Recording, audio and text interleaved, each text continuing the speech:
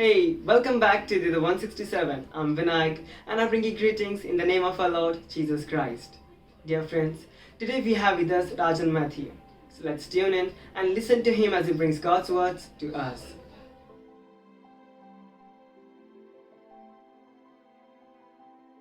Hi, welcome to the 167 for our short meditation. Let's turn to the book of Daniel, chapter 5, verse 22. Chapter 5, verse 22. But you, Belshazzar, his son, have not humbled yourself, though you knew all this. The context is like this. Belshazzar was the king of Babylon. He gave a great banquet for 1,000 of his nobles and drank wine with them. While the king was drinking wine, he gave orders to bring in gold and silver vessels that Nebuchadnezzar's father had brought from the temple of Jerusalem. These vessels were holy vessels brought from the temple of Jerusalem, and the king gave orders to bring them in, and he, his wives, his concubines, his nobles all drank from the holy vessels. Suddenly this king saw human hand writing on the wall. He was so frightened, his face became pale. He called in his advisors, they could not tell him the meaning of it. And here comes Daniel. Daniel looks at the inscription and tells the king, this is the inscription that is written. Mene mene tekel parsi. Mene means God has numbered the days of your reign and brought it to an end. You have been weighed on the scales and found wanting. Your kingdom is divided and given to the Medes and Persians. It happened exactly as Daniel told the king Belshazzar. We see in the verse 30, that very night Belshazzar, the king of Babylonians, was slain, and Darius the Mede took over the kingdom at the age of 62.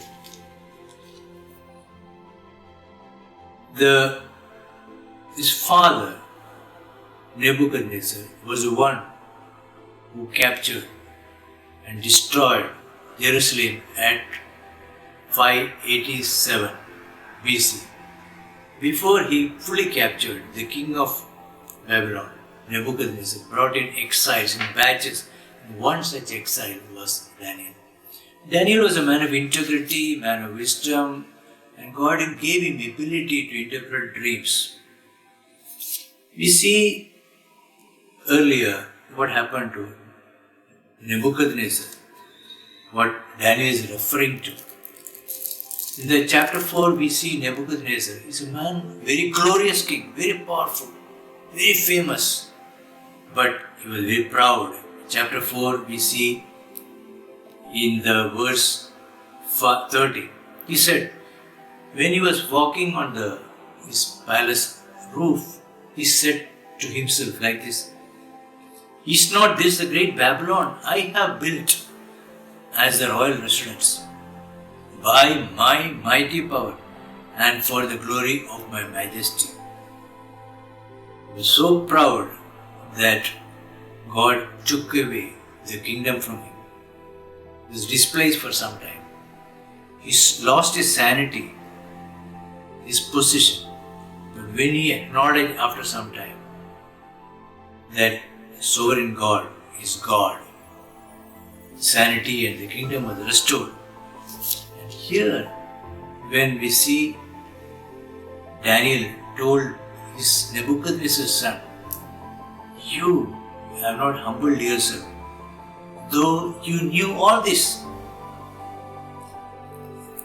Peter, when he writes in his epistle, first epistle, chapter 5, he writes to the elders of the church, thus, as elders of the church, you need to be shepherds of the flock under you, watching over them,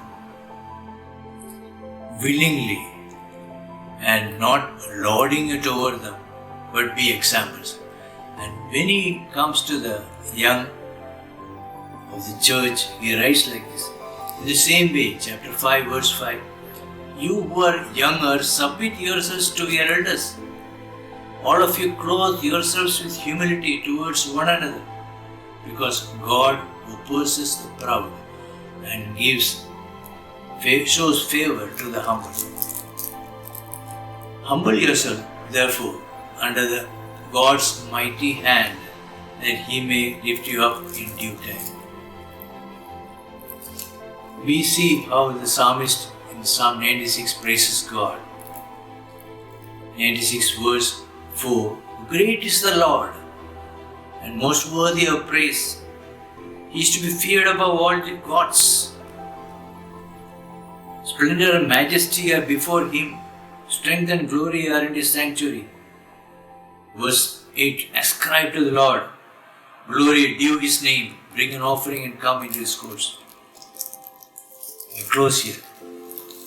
We need to be truly humble. When we are humble, God shows us His favor. He gives grace to the humble. We need to be humble. 1. We need to learn from past experience.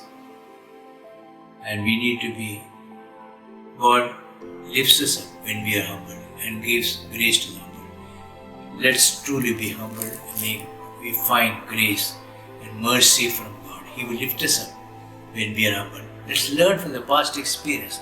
Let's learn from the experience of other people, of past generations, and let's grow to be humble and find favor and grace from God.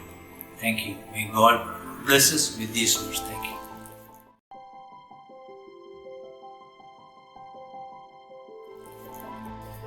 Hey, God is good all the time. All the time, God is good. Share this video with your friends and family, and don't forget to subscribe if you haven't. If you have any prayer requests or any queries, do get in touch with us. Follow us on Facebook and Instagram. Thank you.